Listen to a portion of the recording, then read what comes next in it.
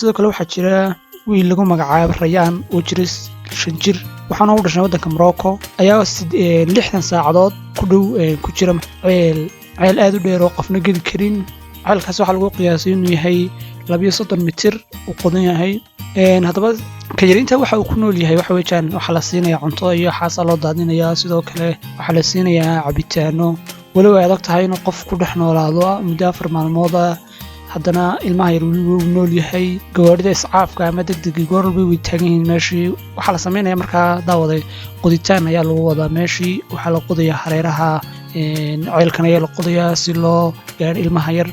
arrinkan ayaa si toos ah looga socdaa 24 saacadood ugu dambeeyay baraha bulshada ee caalamka